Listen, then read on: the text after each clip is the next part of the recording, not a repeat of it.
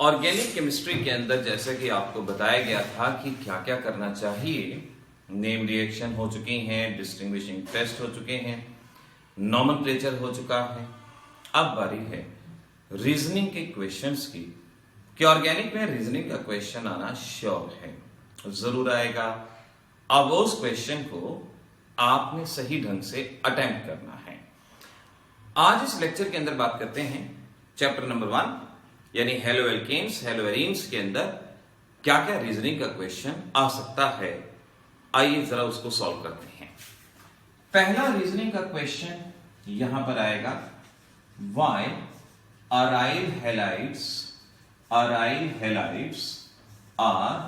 Less reactive. Aryl halides are less reactive, ये question आएगा। Aryl halide का मतलब हुआ जैसे बेंजीन के ऊपर क्लोरीन, अराइल हैलाइड। अब इस क्वेश्चन को एक्सप्लेन करने के हमारे पास 3 मेथड हैं, लेकिन एग्जाम में जो मेजर रीजन आपको देना है मैं उसका जिक्र करता हूं। अराइल हैलाइड्स के अंदर हम यहां सब्स्टिट्यूशन रिएक्शन की बात करते हैं कि अगर क्लोरीन बाहर जाना है तो ये लेस टेंडेंसी रखता है। आखिर क्यों? इसका जवाब हमें रेजोनेंस में से मिलेगा।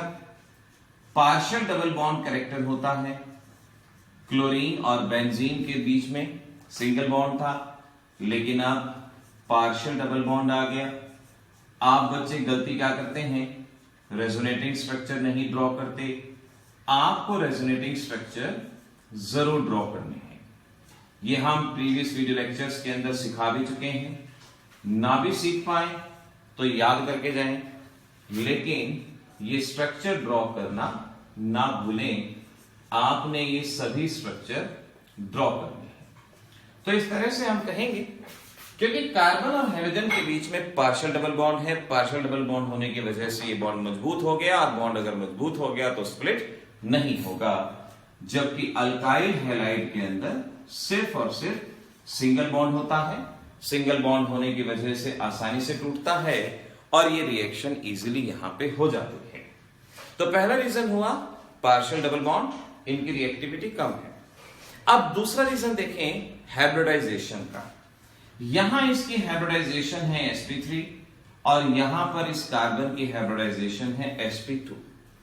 sp2 हाइब्रिड ऑर्बिटल छोटा होता है, sp3 हाइब्रिडाइज्ड ऑर्बिटल बड़ा होता है। बड़ा ऑर्बिटल होगा, बॉन्ड लेंथ ज्यादा होगी, आसानी से टूटेगा, ज्यादा रिएक्टिव होगा।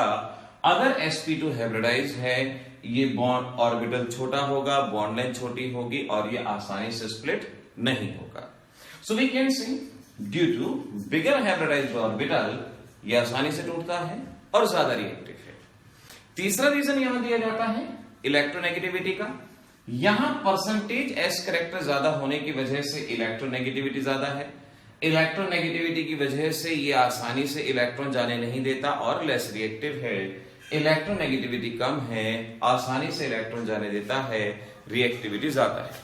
अब अगर ये क्वेश्चन आपका 1 नंबर में आता है तो आप सिर्फ और सिर्फ पार्शियल डबल बॉन्ड वाला रीजन वहां पर बताएंगे, लेकिन अगर ये क्वेश्चन आपका 2 या 3 नंबर में आएगा तो आपको तीनों के तीनों रीजन बताने होंगे। पहला रेजोनेंस, दूसरा हाइब्रिडाइजेशन, तीसरा इलेक्ट्रोनेगेटिविटी, तब जाके फुल मार्क्स मिलेंगे। देखिए, art of attempting the paper, मैंने कहा एग्जामिनर कोई रिश्तेदार नहीं है जो आपको नंबर दे दे। नंबर आपको खुद हासिल करने होंगे, खुद काबिल बनना होगा, कहना होगा काबिल हूं मैं, और फिर आपने अपने नंबर खुद गेन करने होंगे। तो इस तरह से ये आपके पास क्वेश्चन और ये उसका आंसर बिल्कुल मिलता जुलता क्वेश्चन आ सकता है।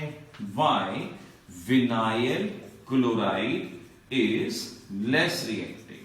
Why vinyl chloride is less reactive than ethyl chloride? Vinyl chloride alkyl chloride या इथाइल क्लोराइड से कम रिएक्टिव है।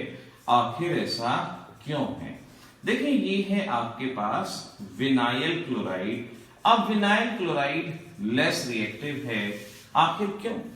वही जवाब, यहां पे रेजोनेंस होगा और रेजोनेंस की वजह से यहां पार्शियल डबल बॉन्ड कैरेक्टर होगा।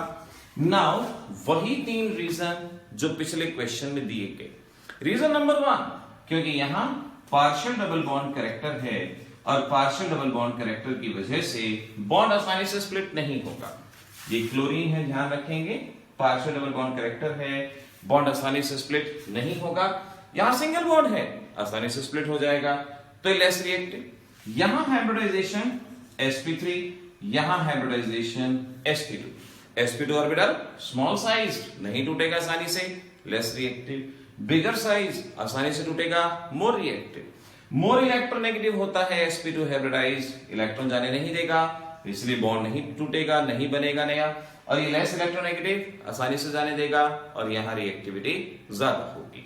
इस तरह से दोनों के दोनों आइडेंटिकल रहेंगे और आइडेंटिकल होके ही आप इस क्वेश्चन का जवाब दे पाएंगे। अगला क्वेश्चन आपसे ये पूछते हैं, देख ये कंपाउंड है आपके पास, ये 1 क्लोरोसाइक्लोहेक्सीन और दूसरा कंपाउंड है आपके पास ये, दिस इज 3 क्लोरोसाइक्लोहेक्सीन। कौन सा ज्यादा रिएक्टिव होगा? Which one is more reactive? इस तरह का क्वेश्चन आपसे पूछा जा सकता है। So you can answer very easily. यहां वही रीजन, वही बात चल रही है, कॉन्जुगेशन है, पार्शियल डबल बॉन्ड होगा, आसानी से स्प्लिट नहीं होगा। कॉन्जुगेशन में लोन पेयर नहीं है, आसानी से स्प्लिट होगा। So we can say all the three reason, partial double bond, electronegativity, hybridisation, तो ये ज्यादा रिएक्टिव होगा, ये कम रिएक्टिव होगा, ये आंसर आपको देना होगा। ऐसे ही फोर्थ क्वेश्चन आपसे ये पूछ सकते हैं, this is fourth, which is more reactive, chlorobenzene and benzyl chloride. आप बच्चे एग्जाम में इनके स्ट्रक्चर भूल जाते हैं, काफी गलती तो आप ऐसे करते हैं। ये है बेंजाइल क्लोराइड और ये है क्लोरोबेंजीन, इनमें से ज्यादा रिएक्टिव कौन है? सो यू कैन अंडरस्टैंड, यहां पार्शियल डबल बॉन्ड यहां नहीं है, यहां sp2, वहां sp3 एटसेट्रा, वही सेम रीजन, सेम कारण वगैरह वगैरह। So we can say this is less reactive due to the partial double bond and that is more reactive. तो एक जैसी चीज पे ही सारे के सारे जवाब डिपेंड है, लेकिन जरूरत है बस उनको साइमल्टेनियसली पढ़ने की, एक साथ पढ़ने की, तुरंत आपको आपका जवाब मिल पाएगा। ऐसे ही यहां अगला क्वेश्चन आता है रिगार्डिंग द सॉल्युबिलिटी। सॉल्युबिलिटी के बेसिस पे क्वेश्चन पूछते हैं। जैसे क्वेश्चन नंबर 1 रहेगा कि क्लोरोबेंजीन इज लेस सॉल्युबल, ये लेस सॉल्युबल है देन क्लोरोइथेन, क्लोरोइथेन से कम सॉल्युबल है। क्यों है ये जवाब देना है। तो ध्यान रखो एक सीधी सी बात, more is the hydrocarbon part, lesser is the solubility. ध्यान रखना, हाइड्रोकार्बन पार्ट हाइड्रोफोबिक होता है, हाइड्रोफोबिक यानी उसको वाटर से डर लगता है, and hence lower is the solubility. जितना ज्यादा हाइड्रोकार्बन पार्ट होगा सॉल्युबिलिटी कम। अब यहां 6 कार्बन है, वहां 2 कार्बन है, किसमें हाइड्रोकार्बन पार्ट ज्यादा है? इसके अंदर। तो कौन कम सॉल्युबल होगा?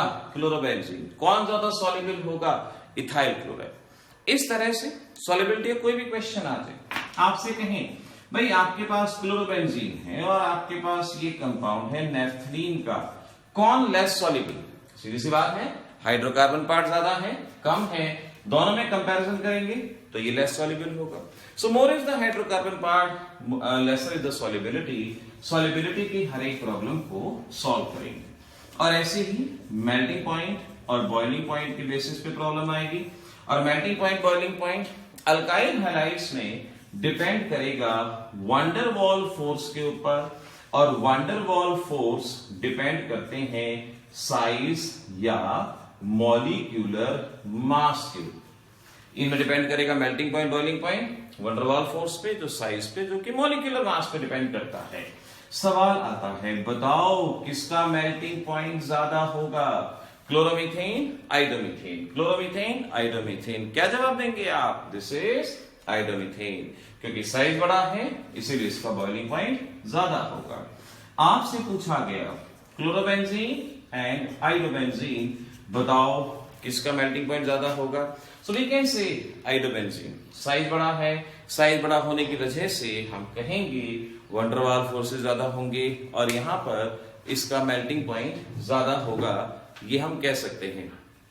तो इस तरह से साइज के बेसिस पे बताया जाएगा कि क्या है क्या नहीं है। देखिए हम वीडियो जो हम बना रहे हैं 10-10 मिनट के कम से कम, ताकि आप मिनिमम में ही मैक्सिमम सीख पाए, उसके बारे में जान पाए और वो चीज आपको ज्यादा लंबे समय तक यहां पे याद रहे।